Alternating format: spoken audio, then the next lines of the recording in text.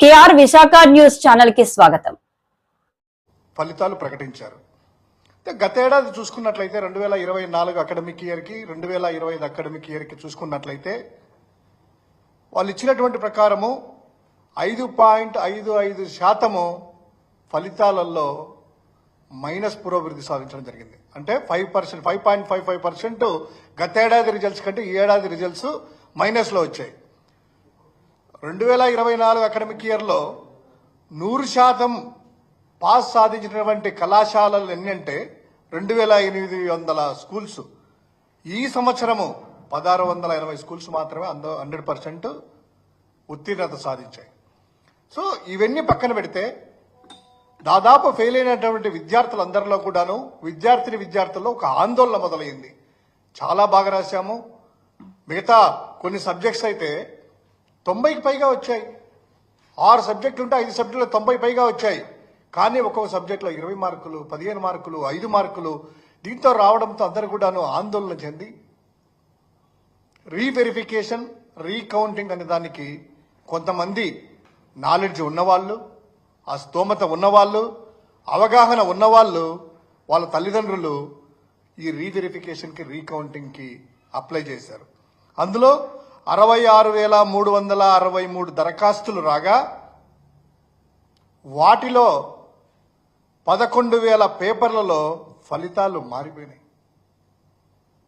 ఎలా ఫలితాలంటే చూస్తే ఒక చాలా ఆశ్చర్యకరమైనటువంటి ఫలితాలు. ఉదాహరణకి జస్ట్ ప్రెస్ మీడియా కాబట్టి ఒక 2-3 కేస్ స్టడీస్ ఎగ్జాంపుల్స్ మనం చెప్పుకుందాం. కడప జిల్లాకు సంబంధించినటువంటి జమ్మలమడుగు నియోజకవర్గం ఎర్రగుంట్ల మండలం.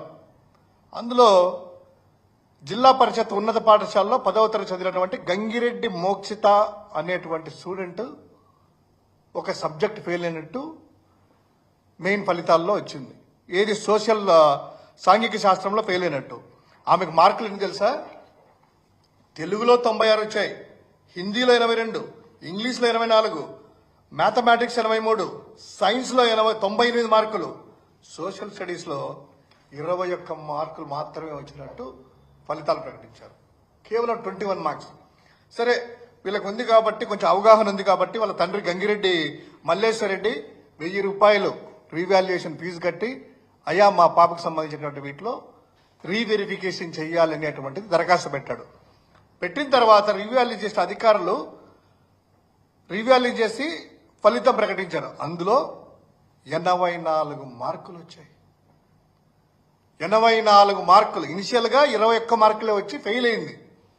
కానీ రీవెరిఫికేషన్లో 84 మార్కులు వచ్చినాయి. అంటే ఆమెకి ఏకంగా 63 మార్కులు ఒక సబ్జెక్ట్ లో 63 మార్కులు తక్కువ వేసేసి ఇచ్చారు రాసినటువంటి వాటి ఫలితంలో.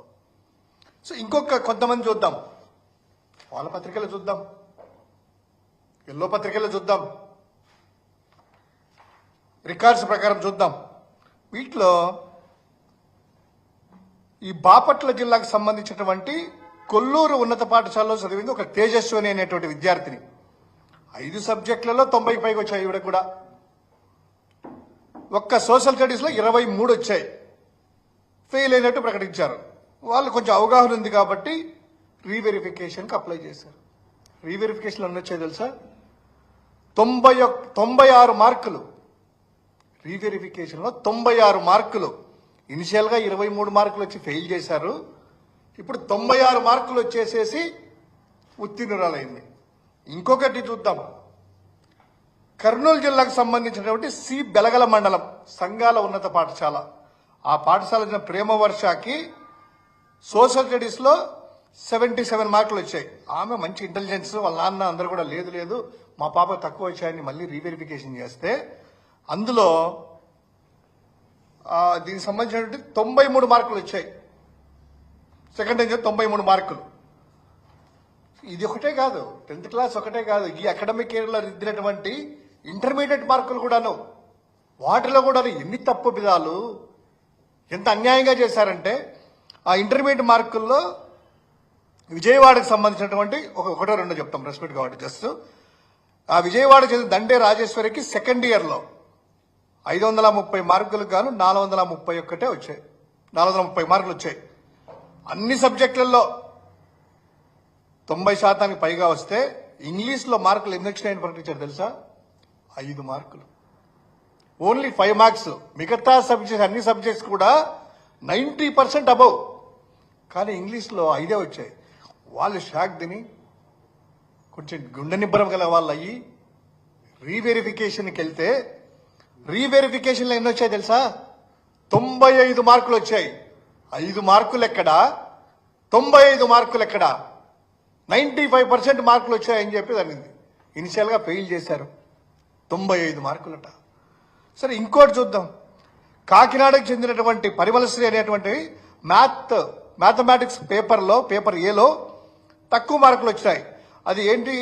21, 22 ప్రశ్నలకి 7 మార్కులు చొప్పునివ్వగా ఓఎంఆర్ సీట్లో 22వ ప్రశ్నకి వాళ్ళు 7 మార్కులు ఇచ్చారు కదా, అస్సలు వేయలేదు ఓఎంఆర్ సీట్ సంబంధించిన దాంట్లో. దీంతో వాళ్ళు రీవెరిఫికేషన్ వెళ్ళడము, తర్వాత యాడ్ చేయడం. ఈ జస్ట్ కొన్ని ఎందుకు ఇలా జరుగుతున్నాయి? 10th క్లాస్ అనేటువంటిది ఆ పిల్లలు కానీ పిల్లల తల్లిదండ్రులు కానీ చాలా సున్నితమైనటువంటి దశ. మనం చూస్తా ఉన్నాము ఎంతో మంది విద్యార్థులు 10వ తరగతిలో తప్పిపోవడమో మార్కులు తక్కువ రావడంతో ఏం చేసుకుంటున్నారనేటువంటిది కూడా మనము కళ్ళెదుట సాక్ష్యం.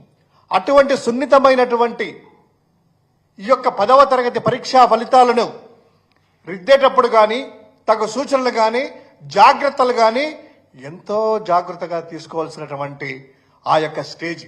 కానీ ఇక్కడ రికార్డుల కోసము అదే పత్రికల్లోనే ఎల్లో పత్రికల్లో ఏం రాశారు తెలుసా? వారం రోజుల్లోనే రికార్డు స్థాయిలో లోకేష్ గారు విద్యాశాఖ మంత్రి దీన్ని వేశారు. ఏది రిజల్ట్స్ ఇచ్చేశారు. వారం రోజుల్లోనే కరెక్షన్ అంతా అయిపోయిందంట, అనౌన్స్మెంట్ అంట.